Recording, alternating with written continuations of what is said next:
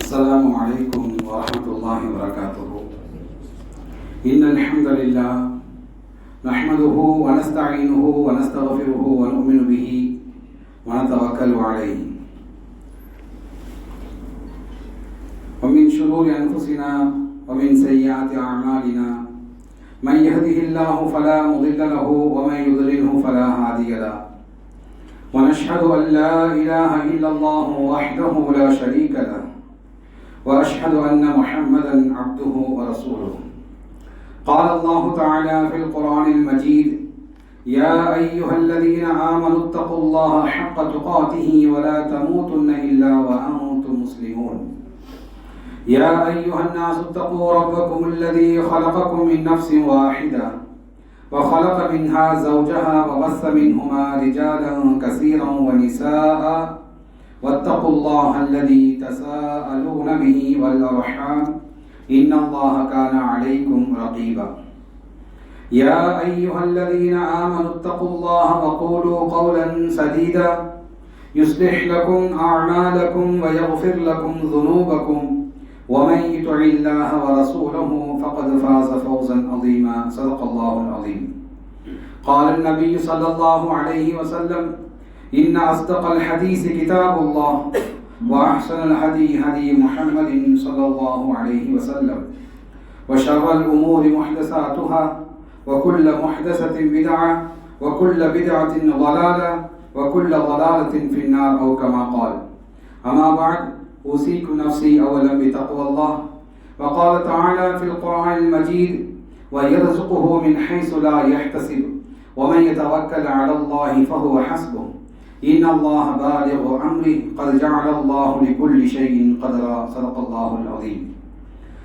புகழ் அனைத்தும் இந்த உலகத்தை படைத்து பரிபாலித்து ரசித்து நேர் வழிகாட்டிய எல்லாம் அல்ல அல்லாஹுக்கு உரித்தாகட்டும்.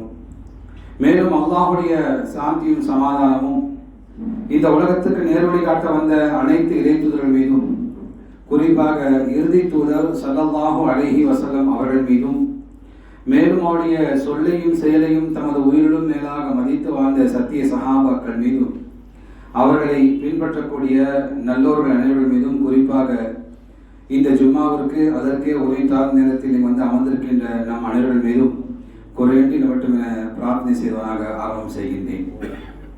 நாம் எப்படி அல்லாஹுடைய இல்லத்திலே ஒன்று சேர்ந்திருக்கின்றோமோ, இதே போன்ற நாளை மறுமை நாளில் அல்லாஹுடைய திருப்தி பெற்ற மக்களாக ஜன்னத்துல் ஃபிர்தௌஸ் என்று சொல்லக்கூடிய சொர்க்கத்தில் நம்மையும் நம் குடும்பத்தாரையும் அல்லாஹ் ஒன்று சேர்ப்பானாக. நம் குடும்பத்தில், நம் உறவினர்களில், நம் நண்பர்களில், நம் சொந்தங்களில் யாராவது இறந்து போயிருந்தால் அவருடைய கபரை அல்லாஹு தாலா சொர்க்கத்தோட பூஞ்சோலை ஆக்குவானாக. நம்முடைய மன்னரை வேதனையிட்டும் அல்லாஹ் நம்மை காப்பாற்றுவானாக என்று பிரார்த்தனை செய்வதாக ஆரம்பம் செய்கின்றேன். அன்பிற்கினிய இஸ்லாமிய சகோதரர்களே, பெரியவர்களே, இன்றைய ஜும்மாவுடைய உரையின் தலைப்பு ஆஃப்டர் ரமதான், ரமதானுக்கு பின் என்ற தலைப்பின் கீழ் உங்களுக்கு மத்தியில் சில விஷயங்களை சொல்ல ஆசைப்படுகின்றேன்.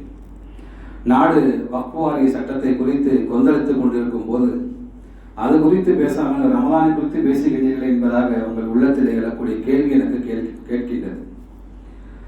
இது நாம் ஒரு இறை நம்பிக்கையாளர் எப்படி இருக்க வேண்டுமோ அப்படி இருந்திருந்தால் வக்ஃப் சட்டம் என்ன, எந்த ஒரு சட்டத்தை வைத்தும் இறையச்சத்தை ஒன்றும் செய்து கொள்ள முடியாது.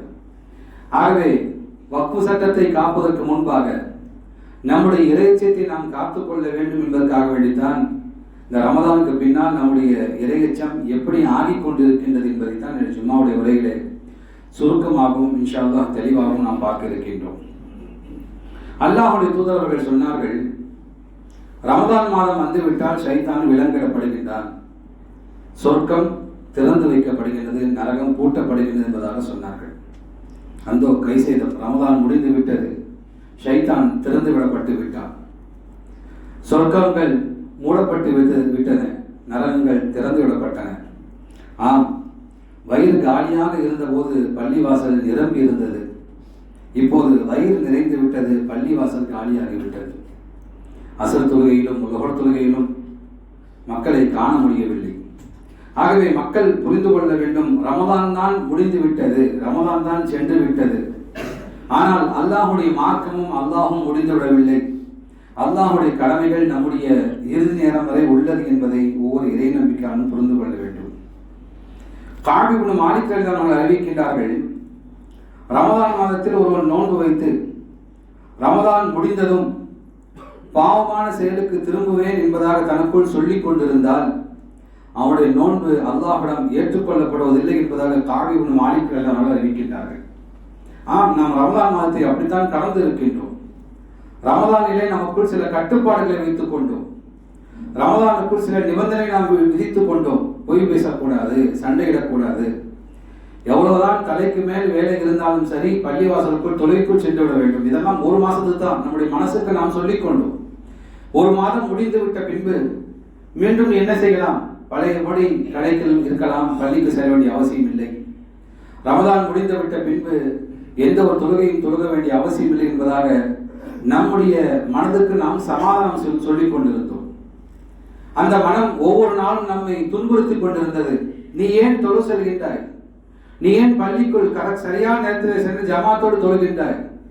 நீ ஏன் மகரிப் தொழுகைக்கு பள்ளிக்கு செல்கின்றாய்? இஷாவுக்கு பின் ஏன் இரவு தொழுகின்றாய்? இதெல்லாம் உனக்கு வழக்கமில்லை என்பதாக நம்முடைய மனம் நமக்கு சொல்லிக் கொண்டிருந்த போது நாம் சொல்லிக்கொண்ட ஆறுதல் என்னன்னு சொன்னால், சற்று பொறு, 20 நாள், இன்னும் 19 நாள், 15 நாள், 27 வந்து விட்டது, இன்னும் 3 நாள், அல்ஹம்துலில்லாஹ் ரமதான் முடிந்து விட்டது, இனி உன்னுடைய இஷ்டத்துக்கு நாம் சென்று கொள்ளலாம் என்பதாக நாம் மனதுக்கு ஆறுதல் சொல்லிக் கொண்டிருந்தோம். அதற்குத்தான் கஅப் இப்னு மாலிக் அவர்கள் சொன்னார்கள், இப்படி யார் எண்ணி செயல்பட்டுக் கொண்டிருந்தானோ அவனுடைய நோன்பு அல்லாஹ்விடம் நிராகரிக்கப்படுவதாக கஅப் இப்னு மாலிக் ரலியல்லாஹு அன்ஹு சொன்னார்கள். நவுதுபில்லாஹ், அல்லாஹ் நம்மை காப்பாற்றுவானாக. நாம் அந்த எண்ணத்திலே நோன்பு வைத்திருந்தால் அல்லாஹ்விடம் நாம் தௌபா செய்து நாம் மீள வேண்டும்.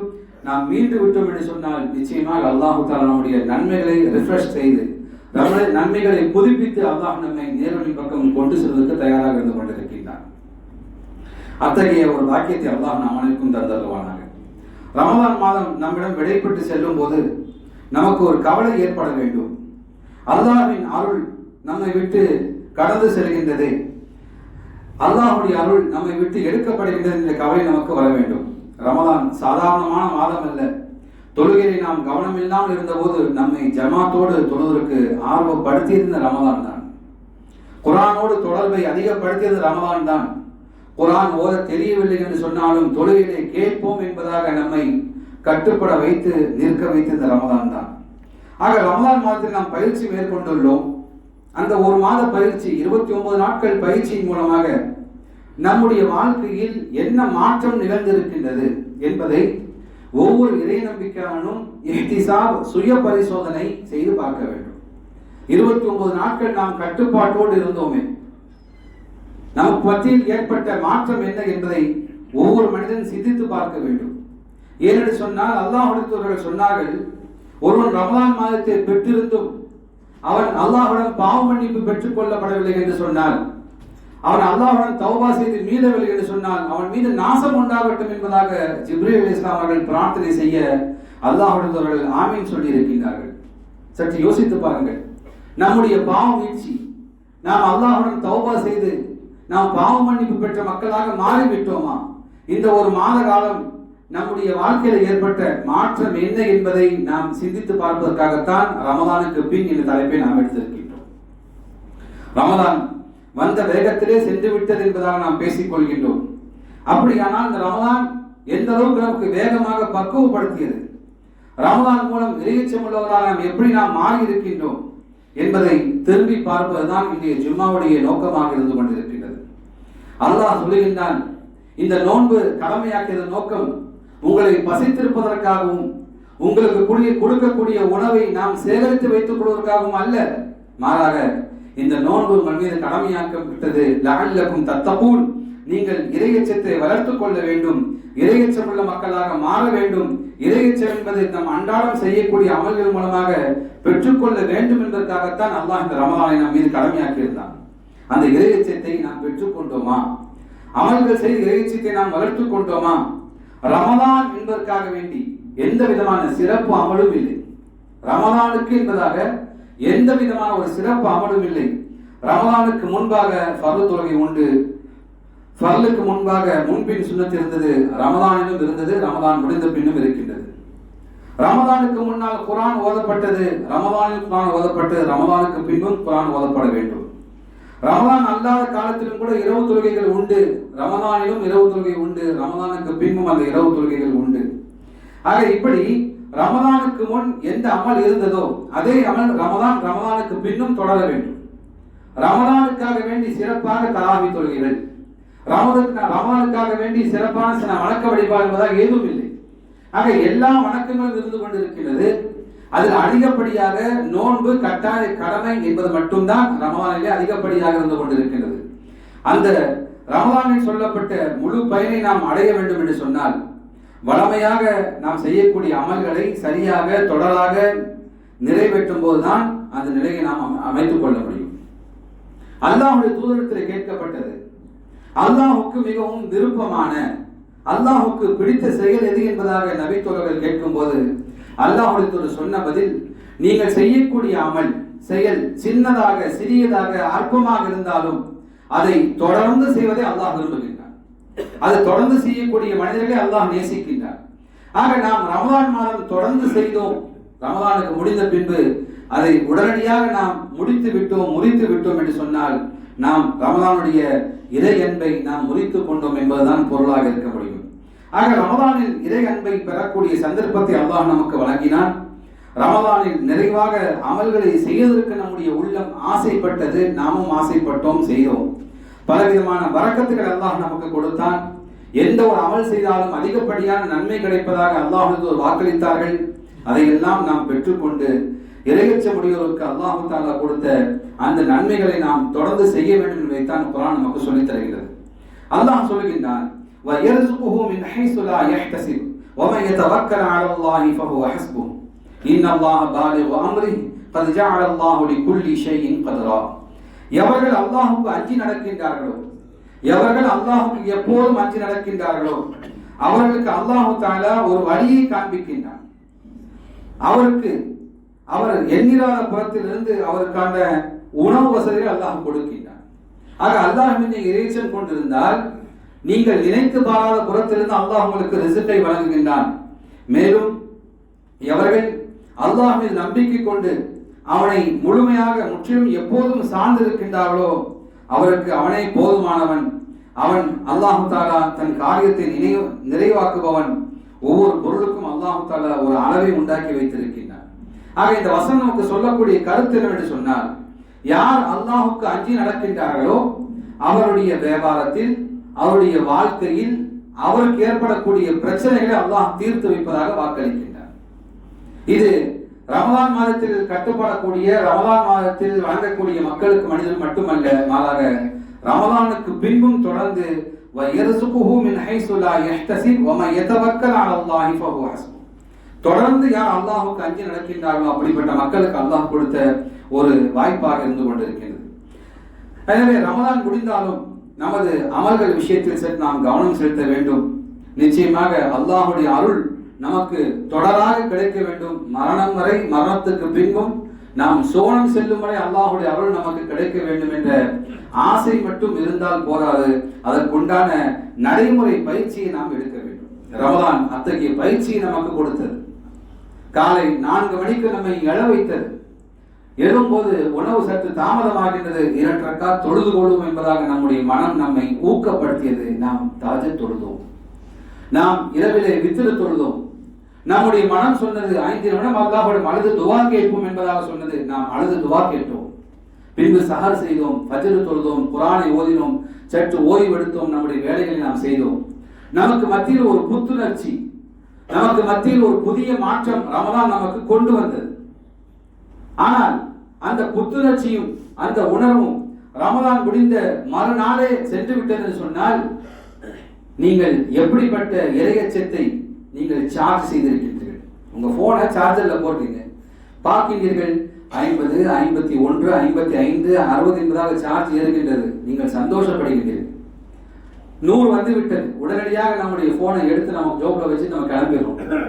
ஒரு போன் வரவில்லை, எடுத்து பார்த்தா ஃபுல் சார்ஜ் டவுன், சுத்தமாக இல்லை.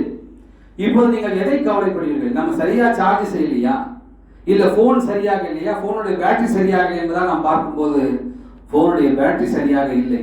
அதே போன்று தான் நம்முடைய ஈமான், நம்முடைய தக்வா என்று சொல்லக்கூடிய பேட்டரியை நாம் பள்ளிவாசல் நாம் சார்ஜ் செய்து கொண்டிருக்கின்றோம். ரமதான் முடிந்த பின்பு முழுவதுமாக கொஞ்சமும் இல்லாமல் ஃபுல்லாக ட்ரை ஆகிவிட்டது சொன்னால் சற்று யோசித்து பாருங்கள். உங்களுடைய தக்குவாவை, உங்களுடைய இறையச்சத்தை நீங்கள் மாற்றிக்கொள்ளுங்கள், அதை புதுப்பித்துக் கொள்ளுங்கள். அத்தகைய ஒரு வாய்ப்பை நமக்கு ரமதான் கற்றுக் கொடுத்தது.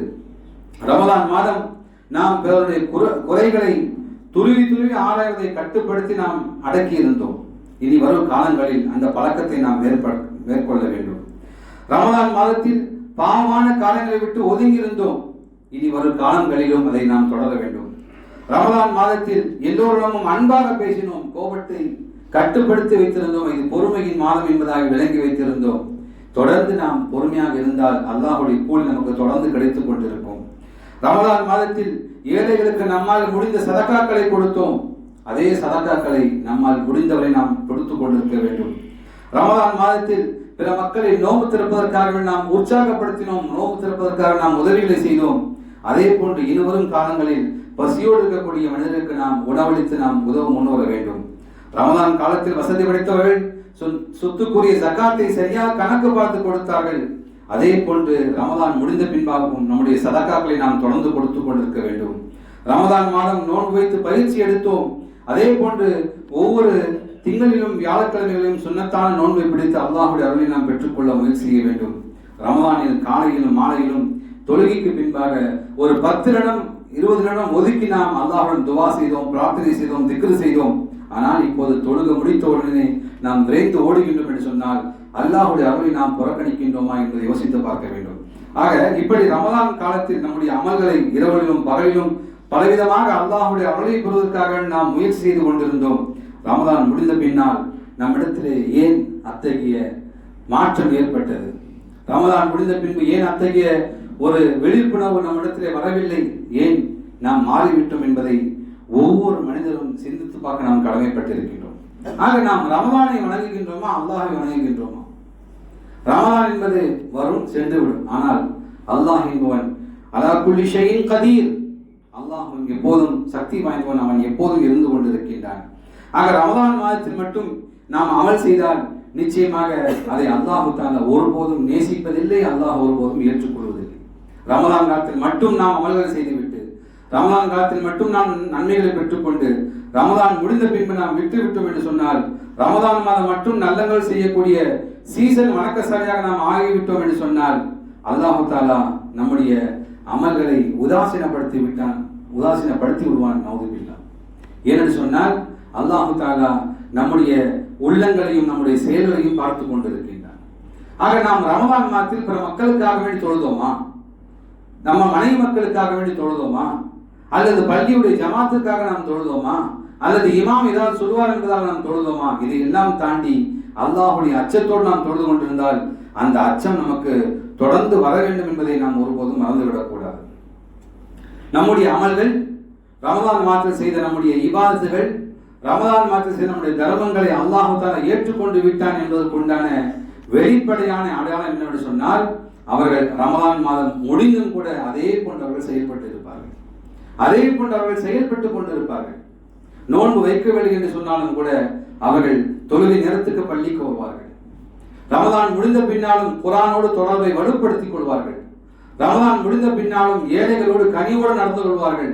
ரமதான் முடிந்த பின்னாலும் அவருடைய தலை பள்ளிவாசலில் இருந்து கொண்டிருக்கும். நீங்கள் பார்க்கலாம், ஒவ்வொரு ரமதான் முடிந்த பின்பும் மக்கள் எல்லா பள்ளிவாசல்களும் காணாமல் சென்று விடுகின்றார்களே, எங்கே செல்கின்றார்கள்? ஆக அவர்கள் யோசித்து பார்க்க வேண்டும், நாம் ஏன் 2 முகமாக செயல்பட்டுக் கொண்டிருக்கின்றோம்? அல்லாஹ் தஆலா 2 முகத்தை விரும்புவதில்லை. நயவஞ்சகத்துடைய அடையாளம் என்பதாக நபிகள் நாயகம் சொன்னார்கள். நாம் எப்போதும் இறை விசுவாசியாக இருக்க வேண்டும். ரமதானில் மட்டும் முஸ்லீமாக தன்னை காட்டிக்கொண்டு ரமதான் முடிந்த பின்பு நாம் திரும்பி விட்டோம் என்று சொன்னால் அல்லாஹ் தஆலாவுடைய கோபப்பார்வை நம் மீது வரும் என்பதில் எந்த விதமான சந்தேகம் இல்லை. ஆக அல்லாஹ் தஆலா மனிதனுக்கு சிறப்பானதை நாடுகின்றான் என்று சொன்னால் ஒரு செயலை, நற்செயலை செய்வதற்கு அல்லாஹ் தஆலா வாய்ப்பளிக்கின்றான். அந்த நற்செயலை தொடர்ச்சியாக செய்வதற்கும் அல்லாஹ் தஆலா விரும்புகின்றான். அந்த நற்செயல் ஏற்றுக்கொண்ட அடையாளமாக ரமதானுக்கு பின்னும் அதே ஆர்வம் நம்மிடம் இருக்க வேண்டும். அதனால்தான் ரமதான தொடர்ச்சி விட்டு போகாமல் இருக்கிறதற்காக வேண்டித்தான் தொடர்ந்து 6 நாட்களை நோன்பு வைப்பதற்கு நபிகள் நாயகம் ஸல்லல்லாஹு அலைஹி வஸல்லம் கட்டளையிட்டார்கள். ஷவ்வால் மாதத்திலே ஒன்று தொடர்ந்து நோன்பு வையுங்கள், அந்த ஷவ்வால் மாதம் எப்போது முடியுமோ அப்போது நோன்பு வையுங்கள். ஆனால் ஷவ்வால் மாதத்துக்கு 6 நோன்பு வைக்க சொன்ன நோக்கம் என்னன்னு சொன்னால் அந்த தொடர்ச்சி கண்டினியூட்டி இருக்கணும் என்பதை அல்லாஹ் நமக்கு சொல்லி காட்டினார்கள். மேலும் சொன்னார்கள், தொடர்ந்து நோன்பு வைத்தால் நீங்கள் 1 வருடம் நோன்பு வைத்த நன்மை கிடைக்கும் என்பதாக சொன்னார்கள். இந்த நோன்பு கட்டாயம் அல்ல, நபிகள் நாயகமுடைய சுன்னத்தாக இருந்து கொண்டிருக்கிறது. அந்த தொடர்ச்சியை விட்டுவிடக்கூடாதற்காக வேண்டி அப்படியே பழக்கப்படுத்தினார்கள் என்பதை நாம் புரிந்து கொள்ள வேண்டும்.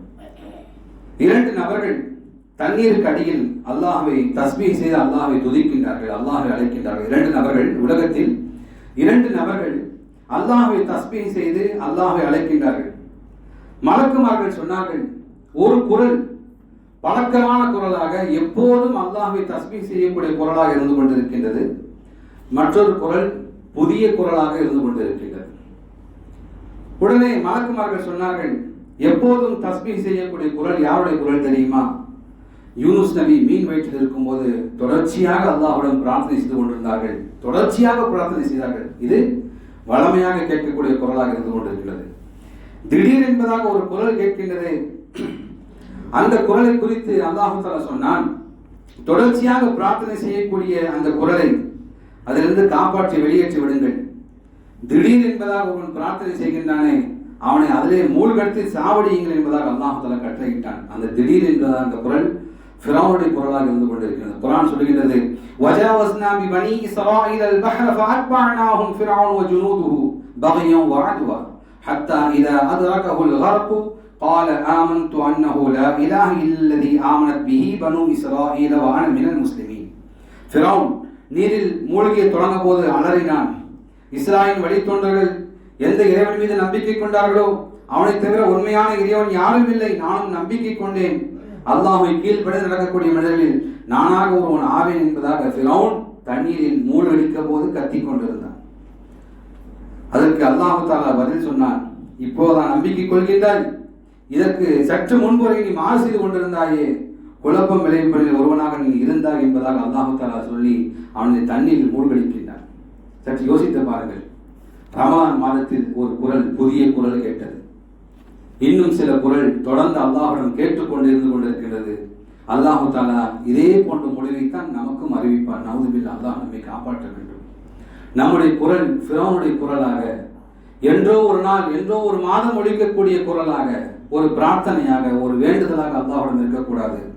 எப்படி யூனுஸ் அலைஹிஸ்ஸலாம் அவர்கள் தொடர்ந்து அல்லாஹ்விடம் பிரார்த்தனை செய்து லா இலாஹ இல்லா அன்த சுப்ஹானக இன்னி குன்து மினல் ஸாலிமீன் என்பதாக சொன்னார்களோ, அதே பிரார்த்தனையை நாமும் தினந்தோறும் செய்து கொண்டிருந்தால் யூனுஸ் நபிக்கு கொடுத்த சிறப்பை, யூனுஸ் நபிக்கு கொடுத்த அருள் வளங்களை, யூனுஸ் நபிக்கு கிடைத்த மன்னிப்பை அல்லாஹ் நமக்கு வழங்குவான் என்பது எந்த விதமான சந்தேகமில்லை.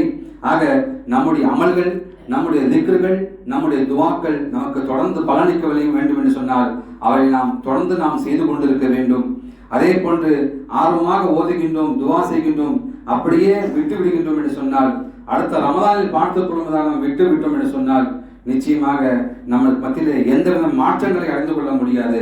ஆக ரமலான் எந்த நோக்கத்திற்காக வந்ததோ அந்த நோக்கத்தை நமக்கு பயிற்சி கொடுத்தது, அந்த நோக்கத்தை நமக்கு கற்றுக் கொடுத்தது, அந்த நோக்கத்தை நம்ம செயல்பட வைத்து விட்டது. ஆனால் அதை தொடர்ந்து செயல்படக்கூடிய பொருள், தொடர்ந்து செயல்படக்கூடிய வேலை நம்முடைய பொறுப்பாக இருந்து கொண்டிருக்கின்றது. ஆகவே இனி நீங்கள் செய்ய வேண்டிய விஷயங்கள், தினந்தோறும் 5 வேளை தொழுகைகளை ஜமாத்தோடு நீங்கள் தொழுகுங்கள். 2, உள்ளத்தையும் நாவையும் கட்டுப்படுத்தி வைத்துக் கொள்ளுங்கள். 3வதாக குர்ஆனோடு தினமும் தொடர்பில் இருந்து கொள்ளுங்கள். 4வதாக தான தர்மங்களை அதிகமாக செய்து கொள்ளுங்கள். 5வதாக திக்ருகளையும் துவாக்களையும் அதிகம் செய்யுங்கள். 6வதாக வீண் தர்க்கம் மற்றும் வீண் பேச்சுக்களை குறைத்துக் கொண்டு அதிலிருந்து விலகி வாருங்கள். 7வதாக பிறருடைய குறைகளை துருவி ஆராயாமல் இருந்து மௌனமாக இருக்க பழகிக் கொள்ளுங்கள். 8வதாக ஹராமான காரியங்களிலிருந்து, இந்த ஃபேஸ்புக், இன்ஸ்டா போல ஹராமான காரியங்கள் முழுமையாக விலகிருங்கள். 9வதாக இஷாவுக்கு பின் குறைந்தது வித்ரு தொழுகை நாம் பழகிக் கொள்ளுங்கள். 10வதாக அல்லாஹ் தஆலா இம்மை வாழ்வையும் மறுமை வாழ்வையும் சிறப்பாக்கி வைத்து உலகத்தில் அனைத்து முஸ்லீம்களையும் இறைச்சத்தோடு வாழக்கூடிய நன்மக்களாக அல்லாஹ் தஆலா ஆக்கியவரை நீங்கள் அதிகமாக பிரார்த்தனை செய்யுங்கள். நிச்சயமாக அல்லாஹ் தஆலா நம்முடைய பிரார்த்தனைகளை ஏற்றுக்கொள்வதற்கு தயாராக இருந்து கொண்டிருக்கிறான். அப்படிப்பட்ட நன்மக்களாக, அல்லாஹ்வுடைய அன்பை பெற்ற மக்களாக, முத்தகீன்களாக, இம்மையிலும் மறுமையிலும் வாழக்கூடிய நல்லதொரு வாய்ப்பை அல்லாஹ் நம் அனைவருக்கும் தந்தருவானாக. முஸ்லீம்களுக்கும் முஸ்லீம் சமுதாயத்தில் எங்கெல்லாம் பாதிக்கப்பட்டிருக்கின்றார்களோ எல்லா மக்களுக்கும் அல்லாஹ் தஆலா நிவாரணத்தையும் அமைதியும் கொடுப்பானாக. பலஸ்தீனில் பாதிக்கப்படக்கூடிய அனைத்து முஸ்லீம்களுக்கும் முஸ்லீம் குடும்பங்களுக்கும் அல்லாஹ் தஆலா அமைதியும் நிம்மதியும் கொடுப்பானாக. யாரெல்லாம் இஸ்லாத்தையும் இஸ்லாத்துடைய மார்க்கத்தையும் அழிக்க நினைக்கின்றார்களோ அப்படிப்பட்ட மக்களுக்கு அல்லாஹ் தஆலா நேர்வழிகள் காட்டுவானாக. இதையெல்லாம் தாண்டி நாம் இறையச்சத்தோடு இத்தகைய மக்களோடு எதிர்கொள்ளக்கூடிய மனப்பக்குவத்தை அல்லாஹ் தஆலா அனைக்கும் தந்தருவானாக. பாரக்கல்லாஹ்